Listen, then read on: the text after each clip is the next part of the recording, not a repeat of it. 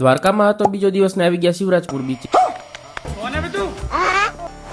જય સિયારામ મિત્રો, સવારમાં હોટલમાંથી બેગ લઈને કરી લીધું ચેકઆઉટ, કારણ કે આજે છે દ્વારકામાં બીજો દિવસ ને જવાનું છે બેટ દ્વારકા। પછી મેડમ ને લઈને નીકળી ગયા બેટ દ્વારકા।